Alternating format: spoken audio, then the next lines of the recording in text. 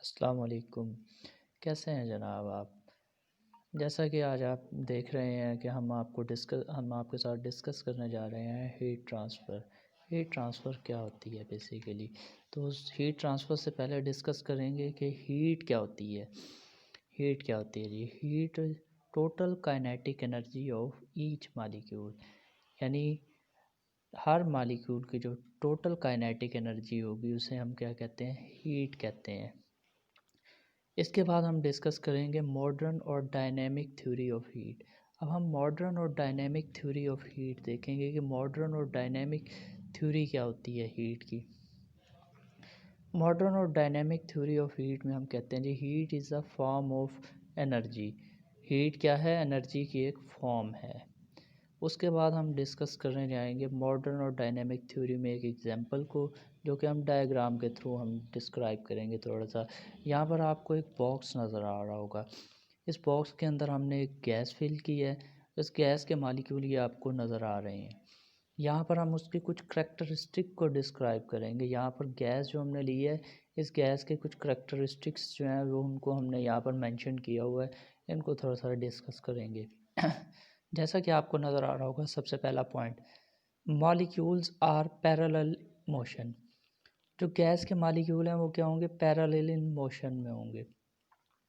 Second one हमारे पास है जी, kinetic energy is directly proportional to its absolute temperature. तो उसकी काइनेटिक एनर्जी होगी वो एब्सोल्यूट टेम्परेचर के डायरेक्टली प्रोपोर्शनल होगी जो हमने गैस ली हुई है। Third one point is depend upon nature of the gas, यानी यहाँ पर जो गैस हमने ली हुई है वो डिपेंड करेगी कि उसकी क्या नेचर कौन सी है। जहाँ पर जो हमारे पास गैस है वो मोनोएटॉमिक है, डाई एटॉमिक है या ट्राई एटॉमिक है। इन तीनों में से कोई भी गैस हो सकती है। मोनोएटॉमिक हो सकती है, डाई एटॉमिक हो सकती है या ट्राई एटॉमिक गैस हो सकती है। Fourth point is force of attraction is negligible. अब जो मालिक्यूल है उनके दरमियान क्या होगा?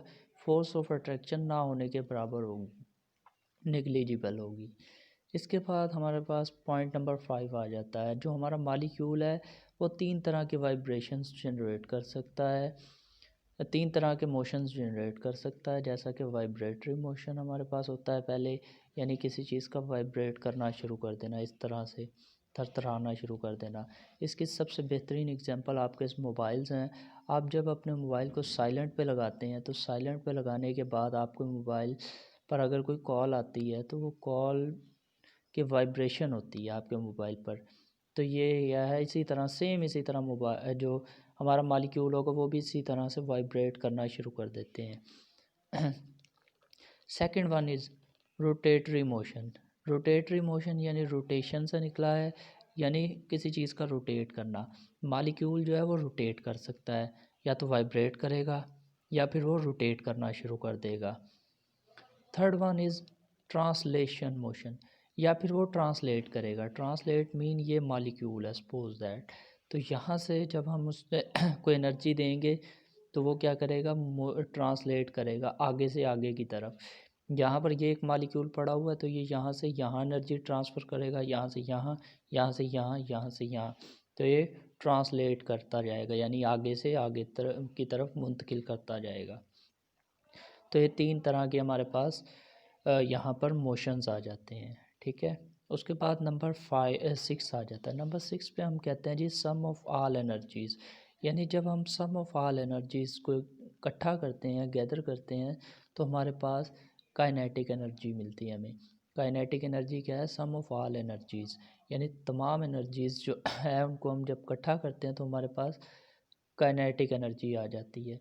इसके बाद पॉइंट नंबर 7 आ जाता है। पॉइंट नंबर 7 में हमने कहा कि किसी गैस की जब हीट एनर्जी इंक्रीज़ की जाती है तो उसकी इंटरनल एनर्जी इंक्रीज़ हो जाती है।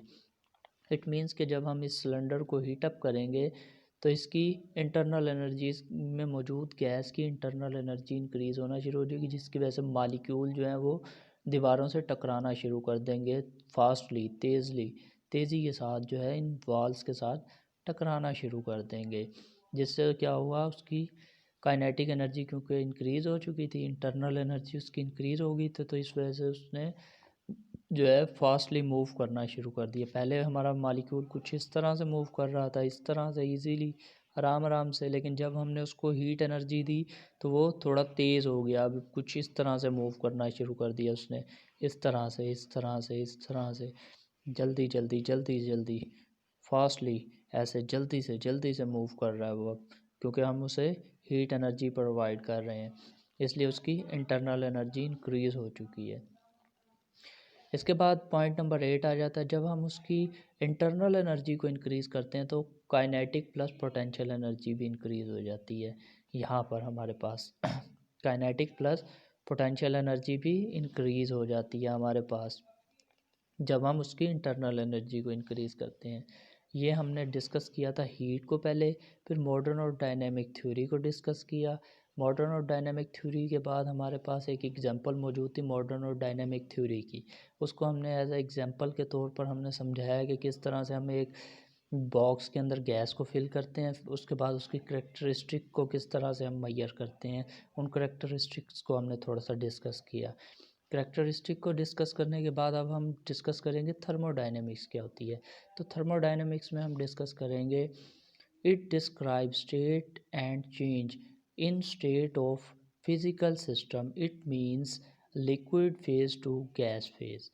अब यहाँ पर थर्मोडायनेमिक्स में हम जो डिस्कस करते हैं वो बेसिकली स्टेट और चेंज को डिस्कस करते हैं कि किसी चीज़ के स्टेट में क्या तब्दीली आई है या फिर चेंज क्या हुआ है। जैसा कि सॉलिड से लिक्विड, लिक्विड से गैस, इट मीन्स कि सॉलिड्स एक स्टेट थी, उससे हम लिक्विड स्टेट में चले गए, लिक्विड से गैस स्टेट में चले गए। फिर उसके बाद हम चेंज को देखते हैं कि इसमें कितना चेंज आया, यानी इसने वेपर जो प्रोड्यूस किए थे उससे लिक्विड कितना बना, या लिक्विड से फिर वापस सॉलिड में कितना आया। तो ये हम सारी चीज़ें जो हैं, ये सारी चीज़ें हम डिस्कस करते हैं थर्मोडायनेमिक्स में। थर्मोडायनेमिक्स में हम स्टेट और चेंज के बारे में बात करते हैं कि फिज़िकली जो किसी भी सिस्टम में चेंज आया है, या किसी भी सिस्टम में जो स्टेट जो हमें मिला है उसको हम जो डिस्कस करेंगे, वो सारा डिस्कशन हमारा किस में होगा, थर्मोडायनेमिक्स में। थर्मोडायनेमिक्स में जैसा कि हमने यहाँ पर एग्जांपल भी दिया है कि liquid phase two gas phase, यानी हमारा जो लिक्विड है जब हम उसे हीट करते हैं तो वो गैस फेज़ में कन्वर्ट हो जाता है। जैसा कि स्टीम, वाटर, जैसा कि हमारे पास वाटर मौजूद होता है, वाटर को जब हम हीट अप करते हैं तो वो स्टीम जनरेट करता है, स्टीम प्रोड्यूस करता है। तो ये क्या है, थर्मोडायनेमिक्स की एक एग्जांपल है। Thank you so much.